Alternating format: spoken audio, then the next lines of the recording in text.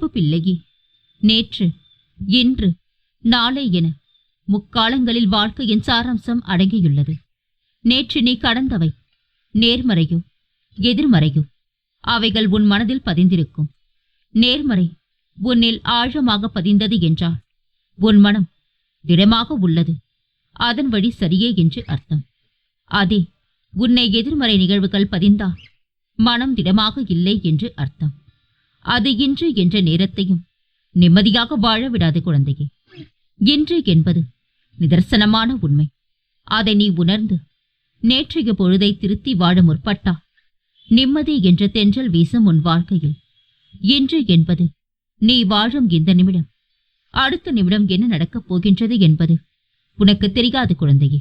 அப்படி இருக்கையில் என்றோ நடக்கப் போக இருப்பதை நினைத்து கனவு காண்கின்றாயே. உன்னை கனவு காண வேண்டாம் என்று நான் சொல்லவில்லை. ஆனால் அந்த கனவானது உன் வாழ்க்கைக்கு உத்வேகம் உடையதாய் அமைய வேண்டும். உன்னுள் ஒரு எழுச்சியின் தீப்பந்தமாய் இருக்க வேண்டும். உன்னை மேலோங்க செய்யும் அளவிற்கு கனவின் சிந்தனை இருக்க வேண்டும். அப்படி இருந்தால் இன்றைய நேரம் சத்துள்ளதாயிருக்கும். வாழ்வில் திருத்தி எழுத உதவும் ஒரே காலம் இன்று என்ற நேரம்தான். அதனால் இன்றைய நேரத்தை உனக்கு கொடுக்கும் பொற்காலமாக பார் குழந்தையே. உன் நிமிடங்கள் உனக்கு பெரிதாகும். பூவை படைத்தேன், ஆனால் அதை மண்ணில் இருந்து நேரடியாக படைக்கவில்லை. வேரின் ஊக்கமாய் இலையை தூணாய் பூவை தாங்க படைத்தேன். அதை போலவே தான் உன் நாளைய பொழுது என்பதை தாங்க நேற்று என்ற வேரை இன்று என்ற இலையை பசுமையாய் உணர்த்த சில சூழ்நிலைகளை உனக்கு காண்பித்தேன். நீ உணர ஆரம்பித்து விட்டாய். அதனால்தான் என் வார்த்தைகள் புதிர்வது உன் செவிக்கும் மனதிற்கும் மூளைக்கும் எட்டுகின்றது. நீ என் அருளும் அன்பும் பெற்ற என் செல்ல குழந்தை. ஏங்குதல் போராட்டங்களை விடுத்து என்னையே சார்ந்திரு. நான் உன்னுடனே இருப்பேன். நான் உன்னுடைய தாகத்தை தீர்ப்பதற்காக வருவதற்குள் உன் மனம் சஞ்சலமடைந்து எங்கேயோ செல்கின்றா. நான் உனக்காகவே இருக்கின்றேன் குழந்தையே. பாரத்தை என்மேல் சுமத்து, சாந்தி ஏற்படும். என்னையே சார்ந்திரு. நீ நினைத்தது ஒன்று, கிடைத்தது ஒன்று என வருந்தாதே. உனக்கானதை நான் தந்து விடுவேன். அதை நீ சரியாக பயன்படுத்திக் கொள் குழந்தையே. வேண்டாம் என்று தூக்கி எறியப்பட்ட விதை கூட மரமாக வளர்ந்து வருகின்றது. உன்னை வேண்டாம் என்று தூக்கி எறிந்தவர் மத்தியில் இருந்து எழுந்து வா. வாழ்க்கையில் உன்னை வெல்ல யாரும் இல்லை குழந்தையே. நீ பறக்க வேண்டும் என்று முடிவெடுத்து விட்டார். முதலில் உன் மனதில் உள்ள சுமையை வீசி எறி. அப்பொழுதுதான் எந்த ஒரு பாரமும் இல்லாமல் நீ நினைத்த லட்சியத்தை அடைய முடியும். கலங்காமல் தைரியத்தோடு இரு தங்கமே.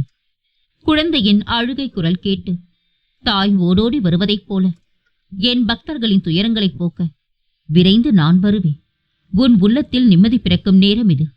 நீ நினைத்த காரியங்கள் அனைத்தும் கைகூடி வரும். உன் வேண்டுதல்கள் அனைத்தும் நிறைவேறிய பின் நீ வாழும் அந்த மகிழ்ச்சியான வாழ்க்கையை காண்பதற்காகவே நான் காத்துக்கொண்டிருக்கின்றேன் குழந்தையே. சுயநலம் நிறைந்த உலகம் இது.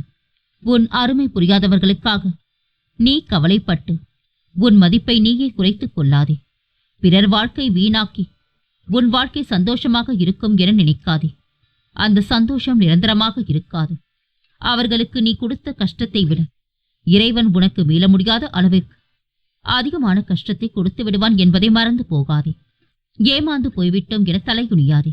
எவனையும் ஏமாற்றி பிழைக்கும் பழக்கம் எனக்கில்லை என்று கர்வம் கொள் குழந்தையே. கலங்காதே, தைரியமாயிரு. உன்னை படைத்தவன் உனக்கு துணையாக நிற்பான். ஒன்றை புரிந்து கொள். உண்மையாக நேசிப்பவர் உன்னை அழிந்து போகட்டும் என்று நினைக்க மாட்டார். தேவைப்பட்டார் தன்னைத்தானே அழித்துக் கொள்வார். அதுதான் உண்மையான அன்பு. எவன் உனக்கு உதவி செய்கின்றானோ அவனுக்கு மட்டும் ஒருபோதும் துரோகம் செய்யாதே. அந்த பாவத்தை நீ எங்கு போனாலும் கழுவ முடியாது குழந்தையே. வாழ்வில் நாம் எப்போதும் நினைவில் கொள்ள வேண்டிய ஒன்று, எந்த நிலையிலும் நாம் நாமாக இருக்க வேண்டும் என்பதே. நீ மகிழ்ச்சியாக இல்லை, மனம் தவித்துக் கொண்டிருக்கின்றது, அமைதி துளியும் இல்லை. என்னவாக இருக்கும்? ஒரே ஒரு காரணம் மட்டுமே. எந்த ஒரு விஷயத்தையும் அதிகமாக யோசிப்பதனால்தான். அதிகமாக யோசிக்க தேவையில்லை குழந்தையே. சிறப்பான முடிவுகள் எல்லாம் சில நொடிகளில் தான் எடுக்கப்படுகின்றன. யாரையும் நம்பாதே. எல்லாம் இங்கு பாதியில், வீதியில், விதியால் சதி செய்து வெல்லும் உறவுகளே. நம்பிக்கையை தளர விடாதே.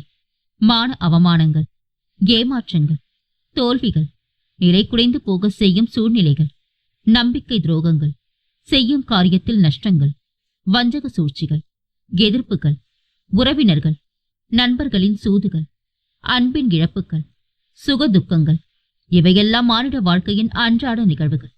இது போன்ற போராட்டங்களை எல்லாம் மன உறுதியுடனும் துணிச்சலுடனும் பொறுமையுடனும் நிதானத்துடனும் எதிர்கொள்கின்ற மானுடன் எவனும் அவனே எனக்கு மிகவும் நெருக்கமானவன் ஆவான். கலங்காதே, உன் கர்ம வினைகளை எனக்கு தானமாக கொடுத்து விடு. இனி நீ மகிழ்ச்சியான வாழ்க்கையை வாழ்வாய். நான் இருக்க பயம் ஏன்? கவலை கொள்ளாதே, மகிழ்ச்சியோடு இரு. உன்னோடும் உன் குடும்பத்தோடும் என்றும் துணையாக இருப்பேன். என்றென்றும் உன் நினைவில்